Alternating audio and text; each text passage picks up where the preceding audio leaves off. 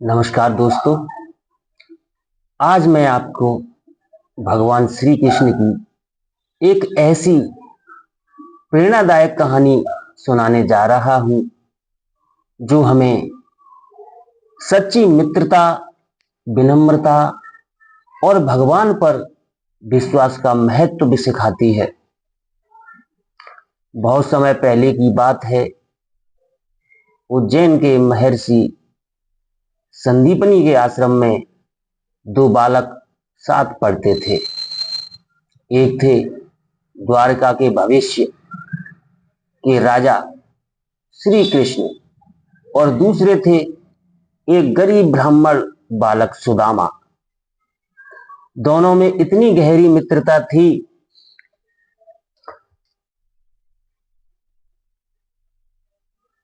कि वे हर काम साथ साथ करते थे।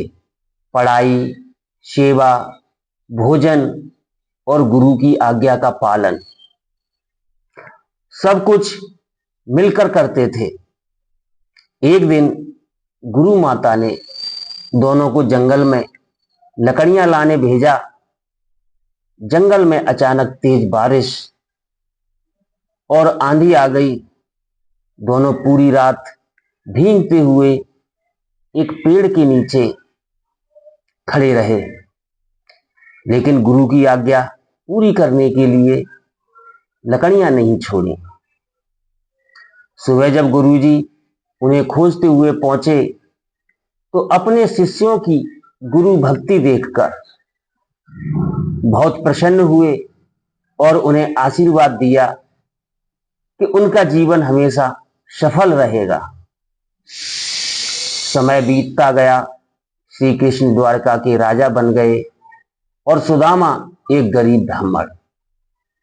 गरीबी इतनी बढ़ गई कि कई बार घर में खाने के लिए भी अन्न नहीं होता था। एक दिन सुदामा की पत्नी ने कहा, आपके मित्र श्री कृष्ण आज द्वारका के राजा हैं, आप उनसे मिलने जाइए। सुदामा पहले तो तैयार नहीं हुए।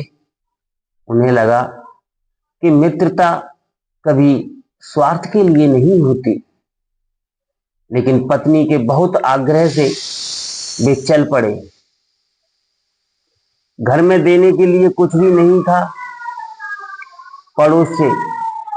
पड़ोसी से थोड़ा सा चिवड़ा, जिसे चिड़वा कहते हैं, पोहे उधार लेकर एक पुराने कपड़े में बांध दिया गया। वही छोटी सी भेंट लेकर सुदामा द्वारका पहुंचे।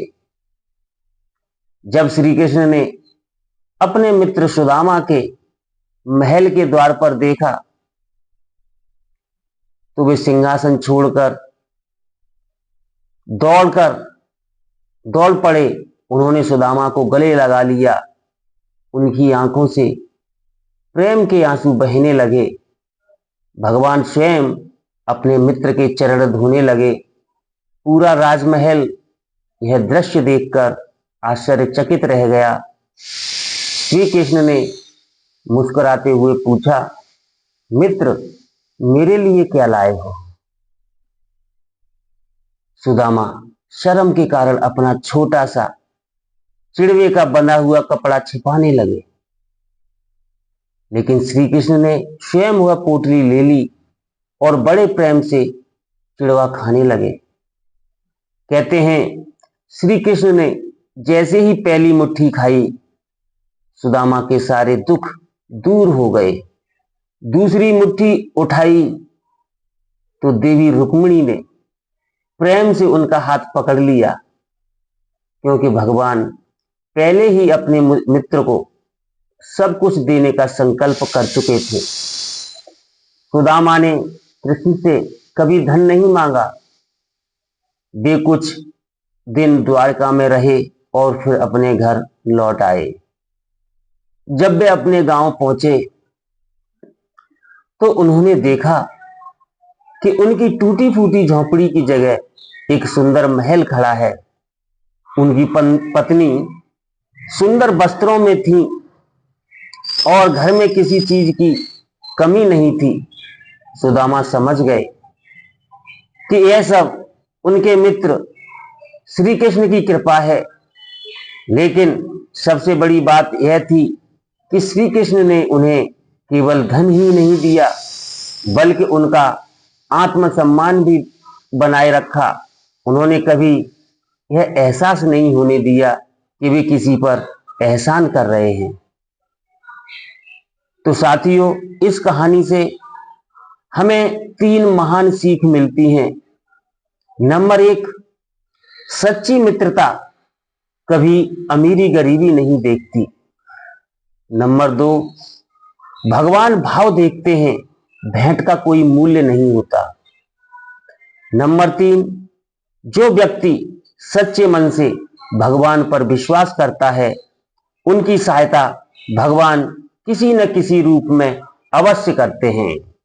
बोलो जय श्री राधे कृष्ण, जय श्री राधे राधे राधे, राधे राधे राधे राधे राधे।